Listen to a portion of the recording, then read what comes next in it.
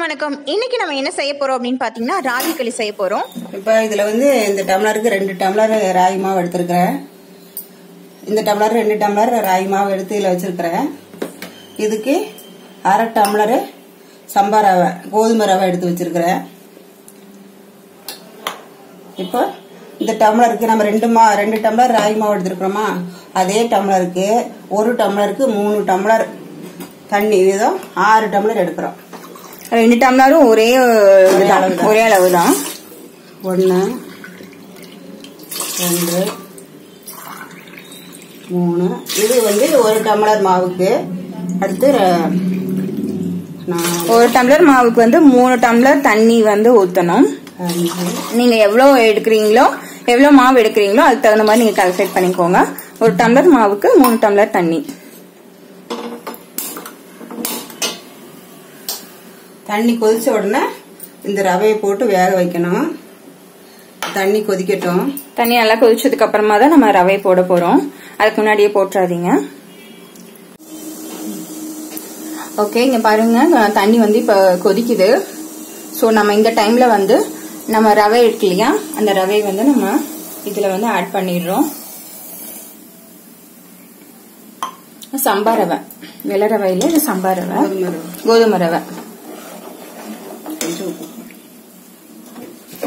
இது பாத்தீங்கன்னா டேஸ்டுக்காக மட்டும் கொஞ்சமா வந்து நம்ம உப்பு ஆட் பண்ணிக்கிறோம். கல்லுப்பு ஆட் பண்றாங்க அம்மா.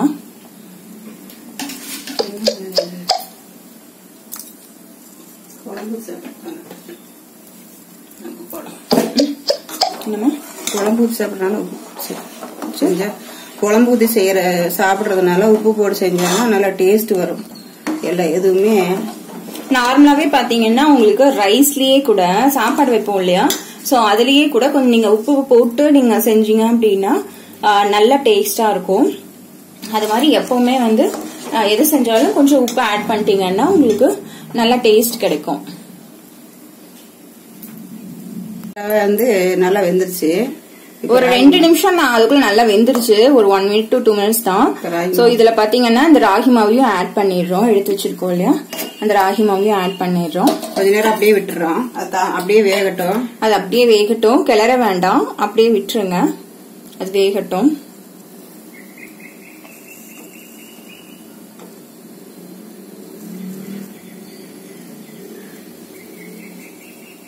நல்லா அப்படியே கொதிச்சது அப்படியே நல்லா வேகும் மாவு.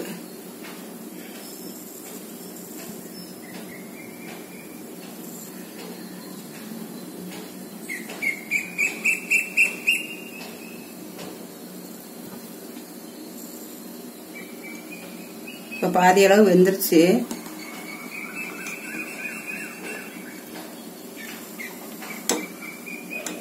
இப்போ வந்து நம்ம கிண்ட ஆரம்பிச்சிடலாம். இது பாதி வெந்ததுக்கு அப்புறம் நீங்க கிண்டிங்க அப்படின்னா நல்லா இருக்கும்.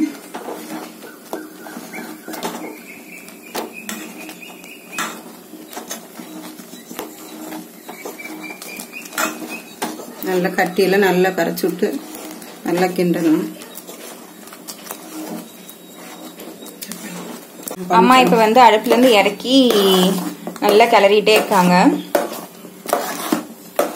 கேஸ் ஆஃப் பண்ணல. ஓகே, மறுபடியும் இன்னும் வேக வைக்கணுமா, ஸோ நல்லா கீழே வச்சு கிளறாங்க. நல்லா கிளறி விட்டுட்டு மறுபடியும் அதை வேக வைக்கணும். மாவு சேர்த்துக்கலாம். இதுக்கு ஏமா இதுல இன்னும் கொஞ்சம் மாவு சேர்த்துக்கலான்றாங்க அம்மா. தண்ணியா இருக்கா இல்ல எதுனாலமா? தண்ணியா இருக்குங்கிறதுனால. இன்னும் கொஞ்சம் தண்ணியா இருக்குதான், அதனால கொஞ்சமா வேணா மாவு சேர்த்துக்கலாம் அப்படின்றாங்க அம்மா. கெட்டியா வர்றது வரைக்கும் நம்ம மாவு சேர்த்து அரைச்சிக்கலாம். ஓ, நம்மளுக்கு எவ்வளவு கெட்டியா வேணுமோ அந்த அளவுக்கு வந்து நம்ம மாவு வந்து ஆட் பண்ணிக்கலாம்.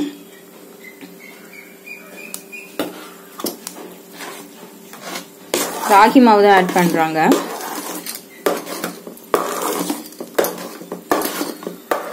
அந்த ரவை வந்து சேர்த்தி இருக்கனால அப்படியே அந்த களி பாத்தீங்கன்னா கொஞ்சம் பரபரன்னு இருக்க மாதிரி இருக்கு பாக்குறதுக்கே. பாருங்க, அப்படி அந்த ரவை சேர்க்காம நீங்க வந்து பண்ணீங்க அப்படின்னா உங்களுக்கு களி எப்படி இருக்கும், நார்மலா உருண்டை பிடிச்சதெல்லாம் சாப்பிடுவாங்க இல்லையா, ஸோ அந்த மாதிரி இருக்கும். இது வந்து கொஞ்சம் சாப்பாடு மாதிரி இருக்கும் சாப்பிட்றதுக்கு, இந்த ரவை சேர்த்ததுனால. மனமா இருக்குது.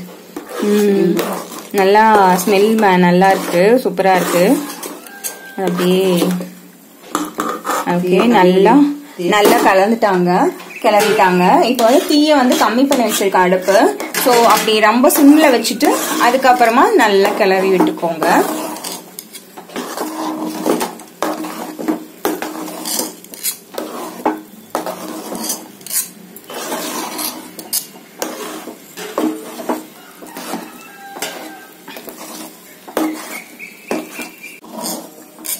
இந்த மாதிரி உங்களுக்கு தெரிஞ்ச ஏதாவது வேற ரெசிபிஸ் இருந்தாலும் நீங்க எனக்கு கமெண்ட் பாக்ஸ்ல கமெண்ட் பண்ணுங்க. கண்டிப்பா அதையும் வந்து நம்ம ட்ரை பண்ணலாம். சரிங்களா?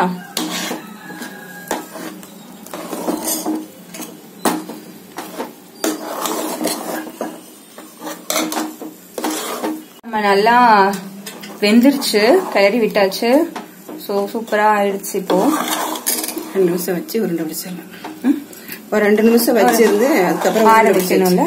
கொஞ்சம் லைட்டா ஒரு 2 நிமிஷம் 5 நிமிஷம் ஆற வச்சுட்டு அதுக்கப்புறம் நீங்க உருண்டை பிடிச்சி சாப்பிடலாம். அப்படி இல்லைன்னா அதை அப்படியே பிளேட்ல சர்வ் பண்ணி அதுக்கப்புறம் நீங்க உங்களுக்கு என்ன டிஷ் இருக்கோ சைட் டிஷ் அதை வச்சு நீங்க வந்து சாப்பிட்டுக்கலாம்.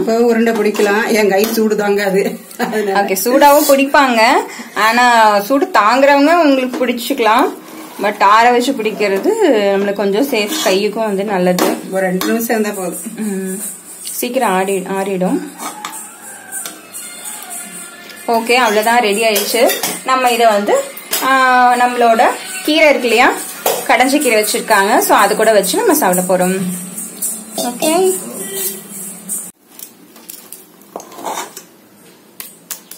ஓகே, சூடு இருக்கு. ஆனா ஒரு 2 நிமிஷம் தான் ஆயிருக்கு. அம்மா அப்படியே உருண்டை பிடிச்சுக்கிறாங்க. பாத்துமா கொஞ்ச நாள் கழிச்சு இது பண்ணுங்கம்மா, ஆறுனதுக்கு அப்புறம். ரொம்ப சூடா இருக்குல்ல, கை சூடே தாங்க மாட்டேங்குது. பரவாயில்லம்மா, கொஞ்சம் ஆறட்டும்மா. ஏன் அவ்வளவு அவசரப்படுறீங்க?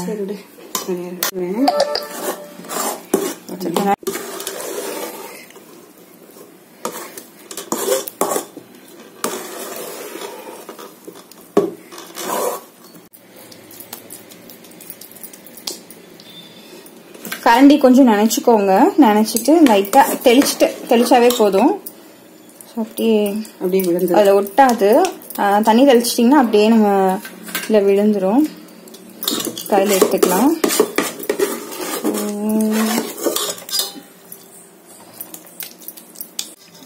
பாருங்க களி. ஓகே, உருண்டை பிடிச்சிட்டாங்க. ஓகே, நம்ம இதை வந்து நம்மளோட கீரை இருக்கு இல்லையா, அதை வச்சு சர்வ் பண்ண போறோம். சாப்பிடலாம், வாங்க சாப்பிடலாம்.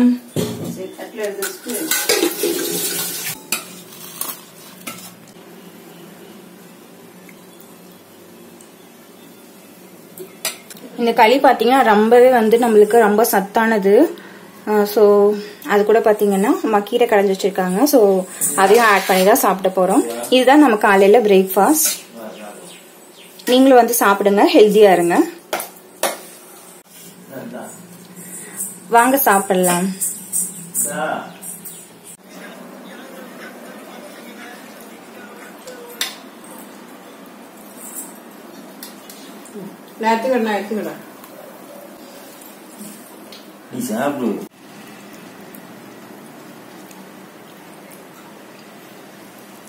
மேடம் கீரை சாப்பிடுறாங்க. கொஞ்சம் தான் சாப்பிடுவாங்க, மற்றதெல்லாம் கீழே தான் கிடக்கும். இந்த வீடியோ உங்களுக்கு பிடிச்சதுன்னா லைக் பண்ணுங்க, ஷேர் பண்ணுங்க அண்ட் சப்ஸ்கிரைப் பண்ணுங்க. தேங்க்யூ, பாய்.